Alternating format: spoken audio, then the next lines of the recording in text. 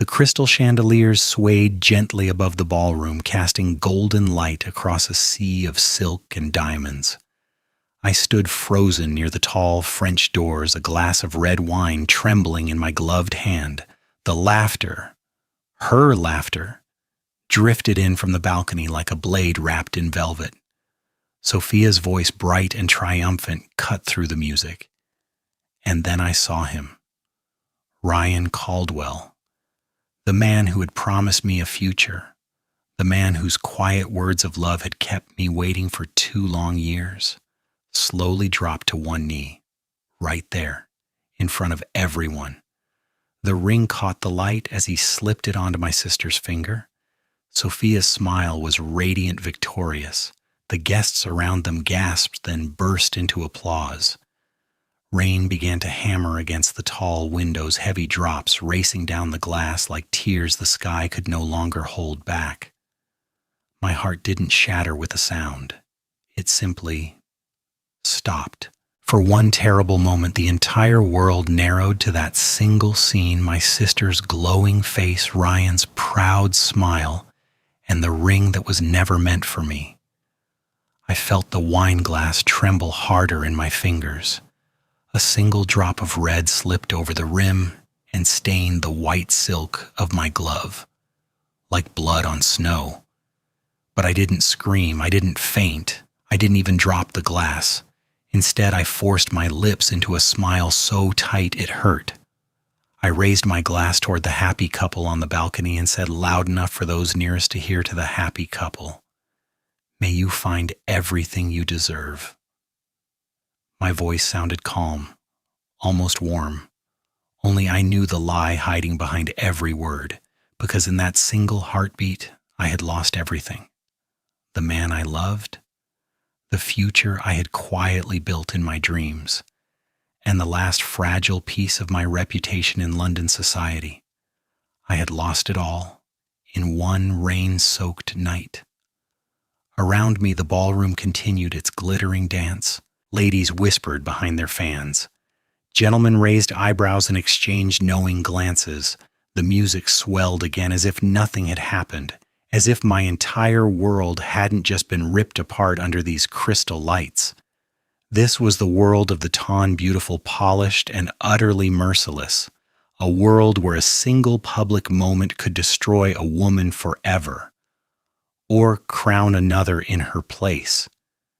And tonight it had chosen my own sister. I turned away from the balcony slowly, my spine straight, my chin high. No one would see me break, not here, not in front of them. The rain pounded harder now, furious against the glass. It sounded like my own heartbeat trying to fight its way out of my chest. I walked toward the grand staircase, each step measured and calm, even as my mind screamed. Memories flashed unbidden, Ryan's gentle promises whispered in moonlit gardens, his hand holding mine as he asked me to wait just a little longer, his soft assurance that I was the only one. All of it. Lies. By the time I reached the entrance hall, the cold night air rushed in as footmen opened the heavy doors. The rain was falling in sheets, now turning the cobblestones into dark mirrors. I stepped outside without a cloak, without hesitation. The icy droplets struck my bare shoulders like needles, but I welcomed the pain. It was the only thing that felt real.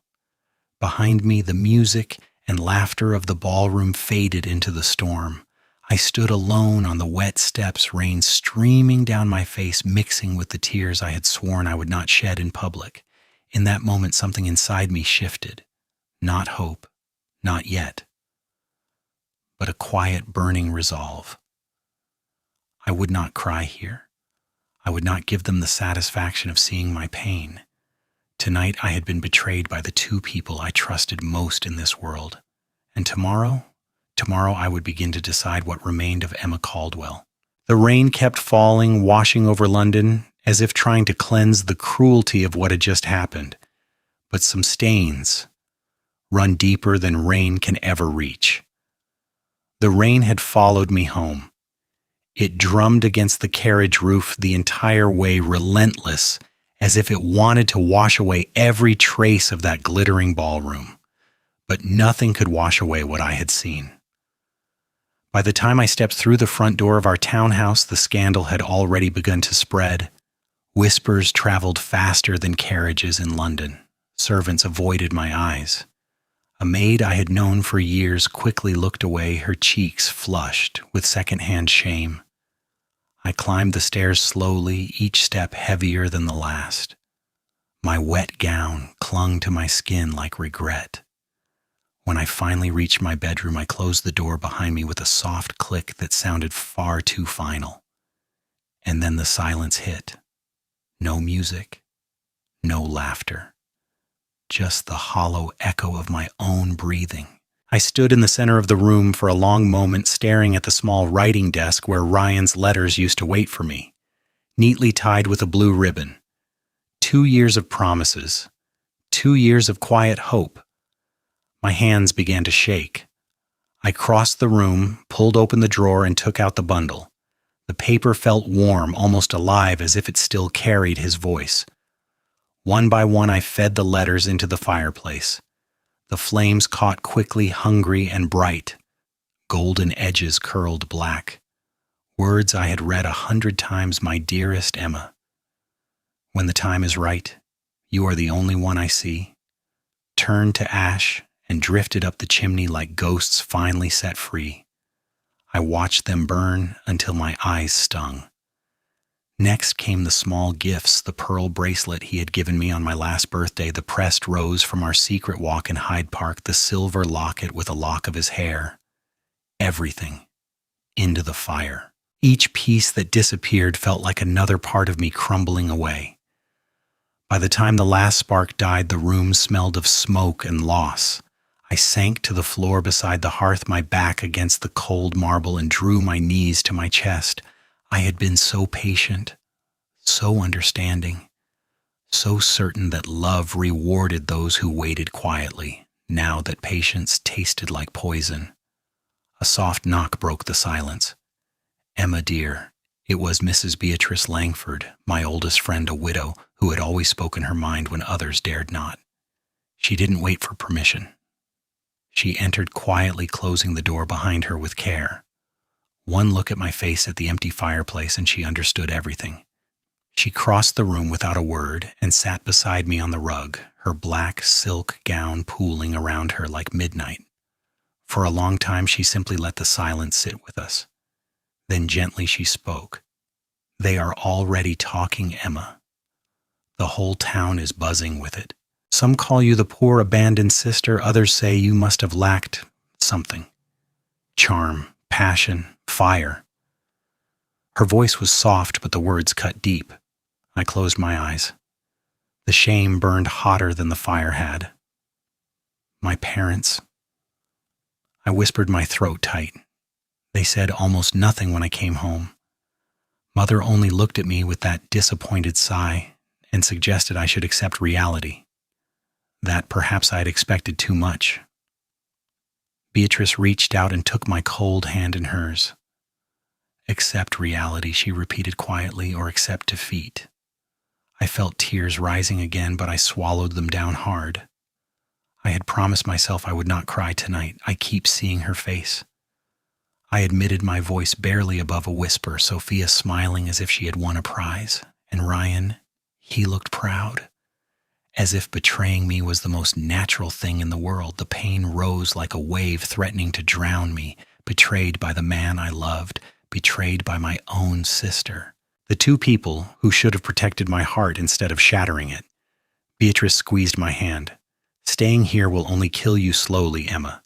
Every drawing room, every ball, every casual call, they will pick at this wound until there is nothing left of you but gossip and pity. She paused, then added with quiet strength, go to the country.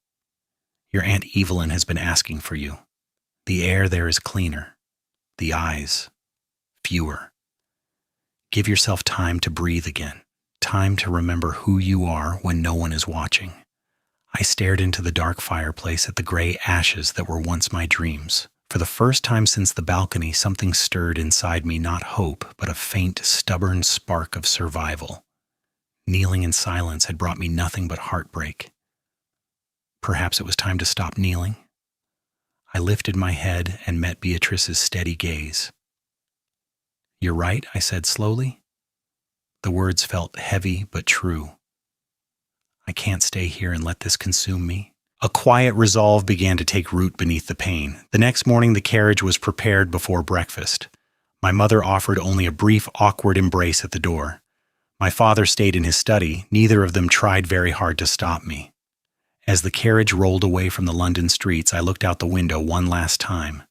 The city that had once sparkled with promise now felt cold and sharp. Inside my chest, the injustice still burned hot, quiet, and unrelenting. But beneath the ashes of my ruined reputation, something else was beginning to glow. Not forgiveness, not yet. Just the first fragile flame of a woman who refused to disappear. The carriage turned onto the long road north, carrying me away from the ruins of who I had been, and toward whatever might remain of who I could still become. The carriage wheels slowed on the gravel drive, and Thornfield came into view, Aunt Evelyn's modest country house nestled among rolling green hills. It was quieter here. So quiet I could hear my own heartbeat for the first time in weeks. I stepped down from the carriage on shaky legs. The air smelled of damp earth and wild roses. For a moment I simply stood there, letting the gentle breeze brush across my face like a hesitant apology from the world. Aunt Evelyn waited on the stone steps. Her silver hair neatly pinned her posture straight but never stiff. She didn't rush forward with pitying arms or empty words of comfort. She simply opened the door wider and said softly, "Come inside, my dear. The kettle is already on." That small kindness nearly broke me. The first weeks at Thornfield were the hardest. I slept little and cried, even less afraid that if I started I might never stop. Mornings found me staring out the window at the misty fields, replaying the balcony scene until my chest ached with fresh pain. Ryan's smile, Sophia's triumphant laugh, the way the entire room had turned to celebrate their happiness while I stood frozen in the shadows. Some nights I woke, gasping, convinced I could still smell smoke from the letters I had burned.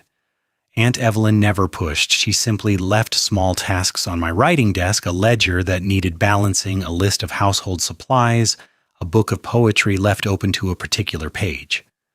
Slowly, almost against my will, I began to do them. One gray afternoon, while I sat at the old oak desk trying to make sense of the estate accounts, a letter arrived from London.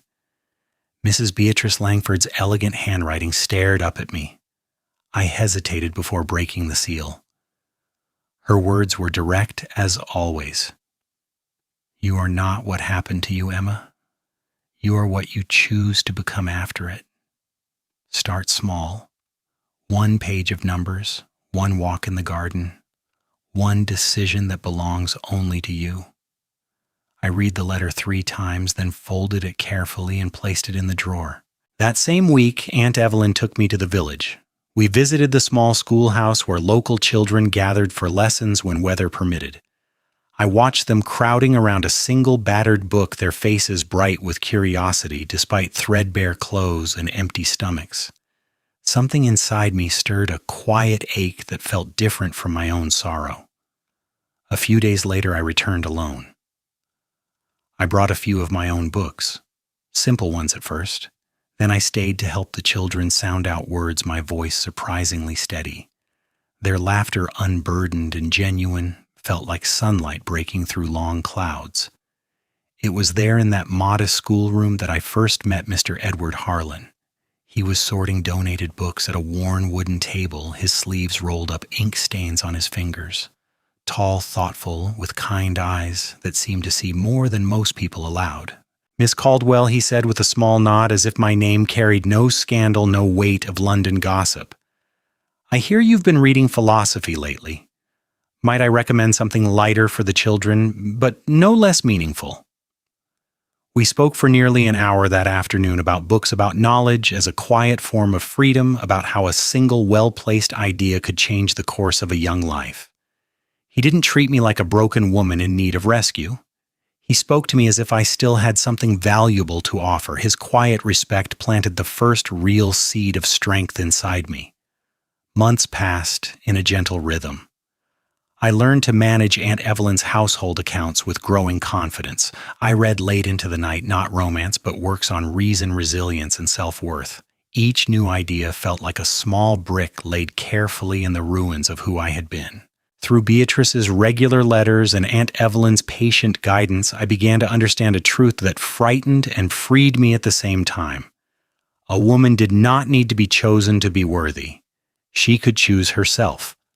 One crisp spring morning, almost exactly a year after that terrible night in London, I stood on the hill behind Thornfield and looked out over the valley. The wind tugged at my shawl. Birds called across the fields. The sharp, constant pain in my chest had dulled to a quiet ache, still there but no longer suffocating. I was no longer the girl who waited silently for a man to decide her future. I was learning to walk on my own. That evening after dinner, I sat with Aunt Evelyn by the fire. The flames crackled softly, casting warm light across her face. "I think I'm ready," I said quietly, my voice steadier than it had been in months. "I want to return to London. Not to prove anything to them, and not for revenge. Just to live. To see if the woman I'm becoming can stand on her own 2 feet there." Aunt Evelyn studied me for a long moment, then gave a small approving nod. "Remember, Emma, you're not going back to who you were. You are going forward as who you are now." I felt a flicker of nervous hope mixed with lingering fear. Returning to London meant facing the whispers again. It meant possibly seeing Ryan and Sophia. It meant testing whether the quiet strength I had found in the countryside could survive the glittering, cruel lights of society. But staying hidden forever would mean letting them win. I would not give them that power any longer. As I prepared for the journey back, a strange, tentative courage settled in my chest, fragile, but real. It was the first true turning point. Not loud, not dramatic. Just the soft, determined sound of a woman taking her first real steps out of the shadows and into a life that would finally belong to her. London welcomed me back with the same glittering indifference it had shown when I left. The streets were louder, the fashions brighter, and the eyes sharper than I remembered. Yet something inside me had changed. I no longer moved through the city like a ghost afraid of being seen. I threw myself quietly into the work that had given me purpose in the countryside.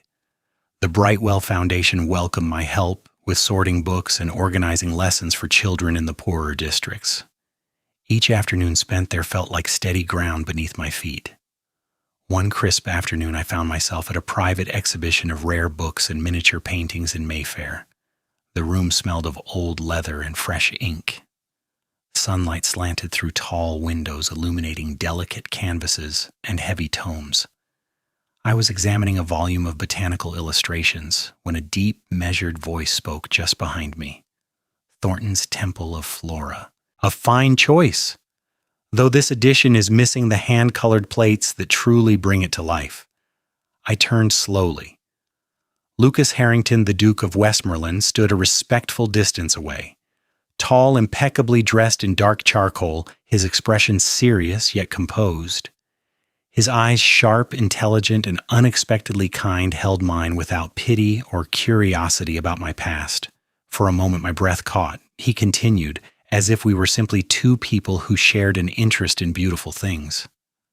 "I understand you've been selecting books for the children at Brightwell. Their minds deserve more than dry moral tales. They need wonder as well." We spoke for nearly 20 minutes. Not once did he mention the scandal. Not once did he offer condolences or veiled questions about Ryan or Sophia. He simply listened when I described the joy I had seen in a little girl's face when she first read a story about faraway lands. Then quietly he said, "I see in you something most people in this room lack, Miss Caldwell. Authenticity." The words landed softly, yet they struck deep. No flattery, no rescue, just honest recognition.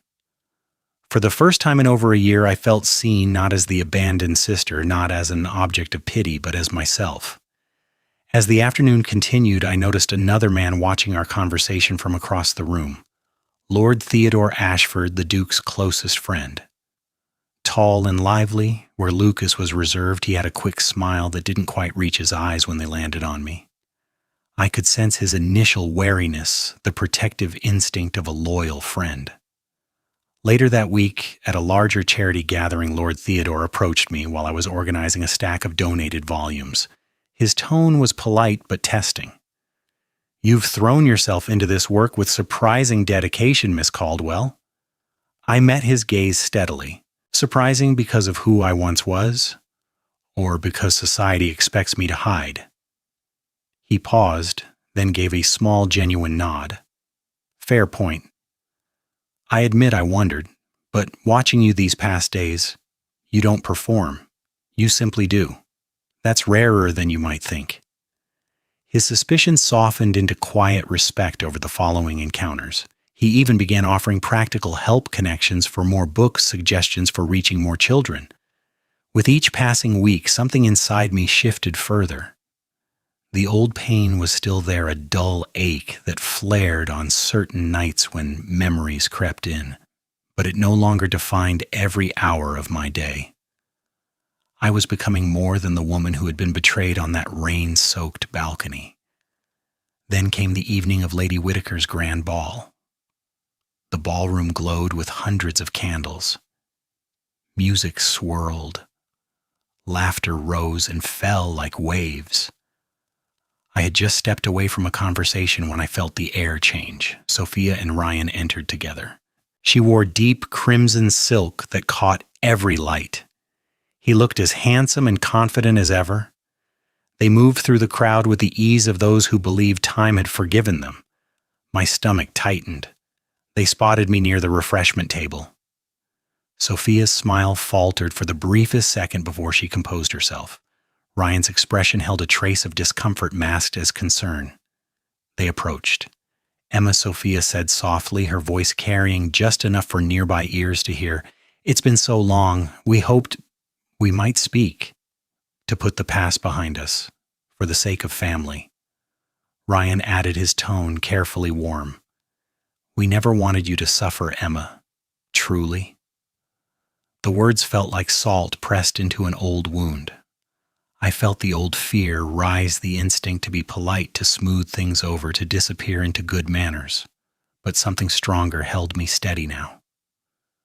I looked at them both, my voice quiet but clear.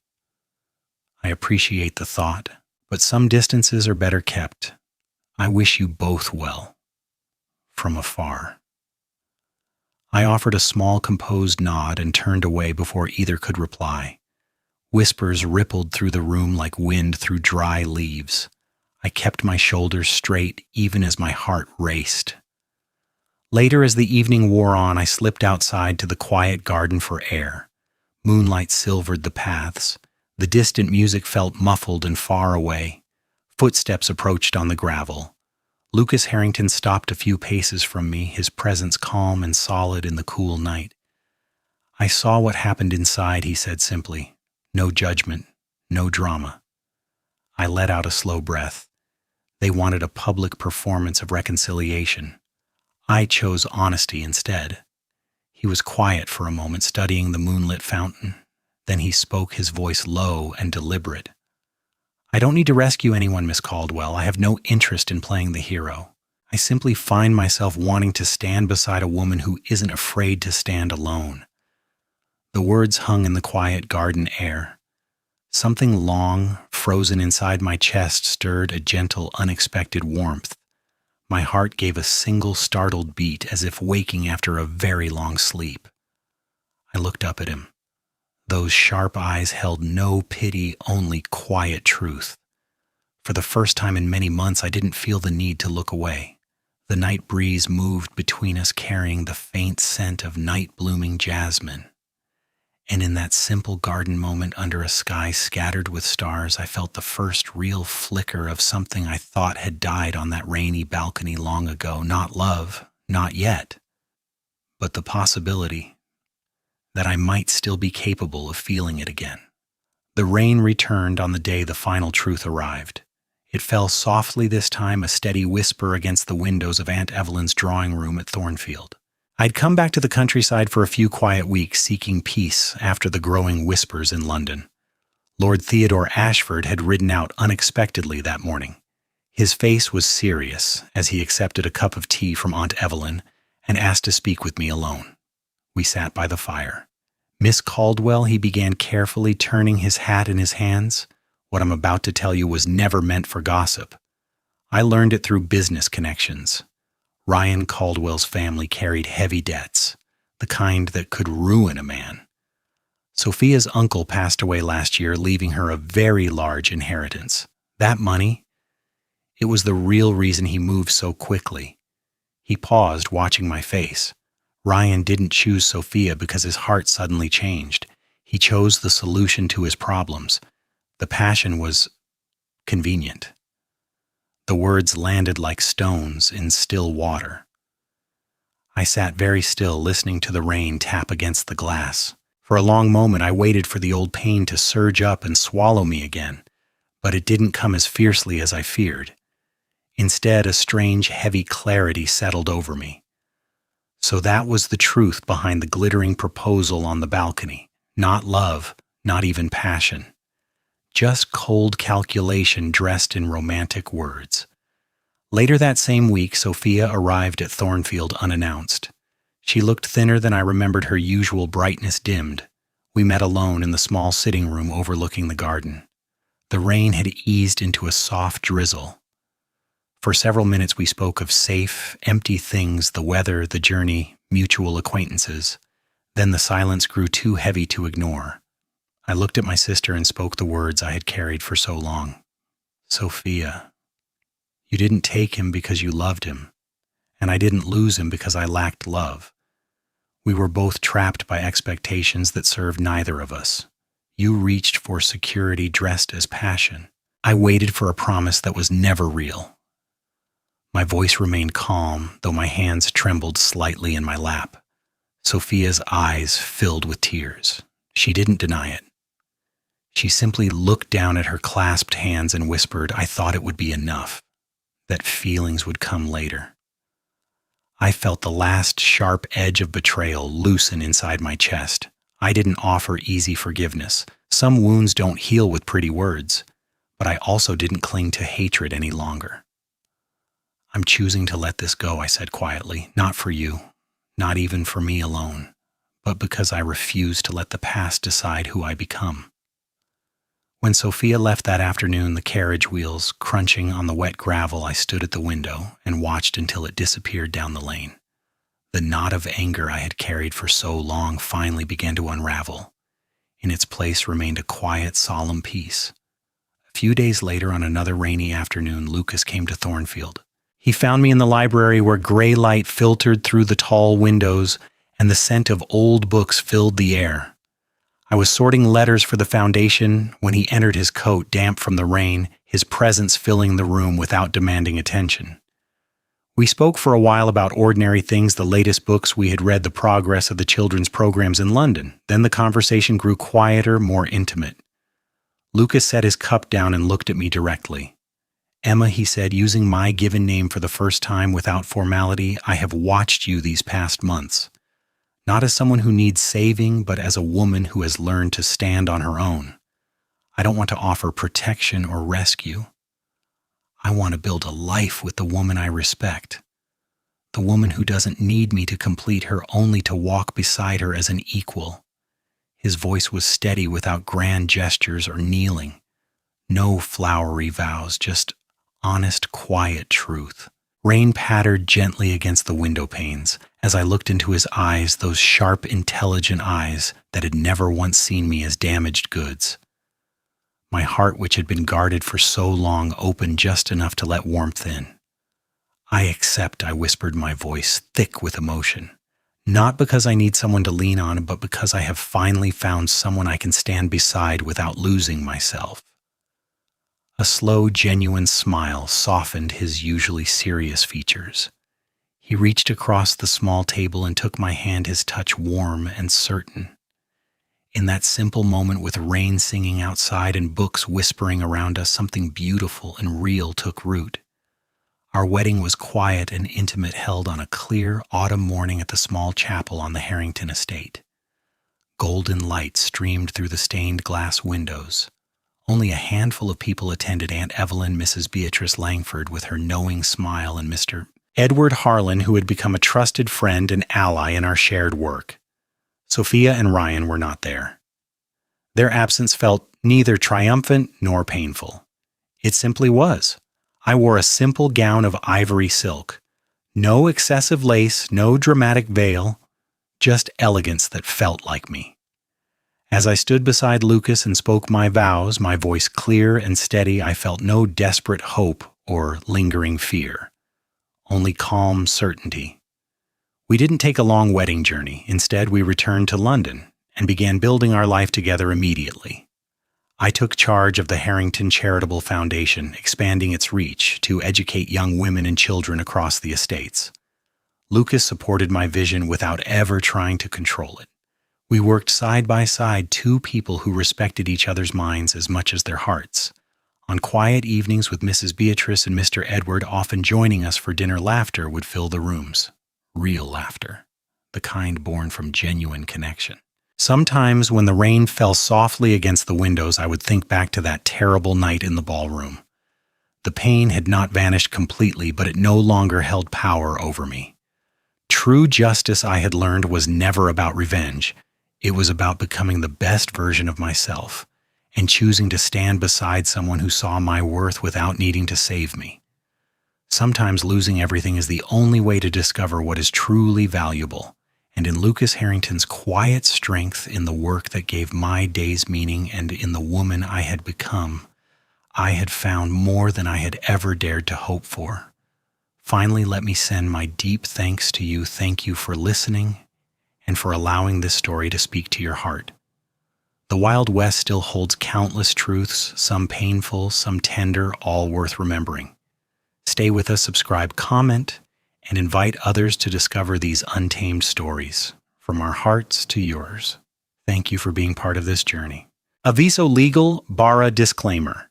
Each story shared here is produced for storytelling enjoyment. Certain scenes may include fictional or dramatized elements inspired by historical circumstances, although AI tools assist us in visuals, narration, and script development. The emotional tone, editing, and quality control are conducted by people to ensure meaningful experiences. We fully uphold YouTube's policies, using no deceptive recreations or impersonations of real individuals. All creative resources are properly licensed. Unauthorized copying, re-uploading, or remixing is not permitted. Thank you for supporting the effort behind every episode we create.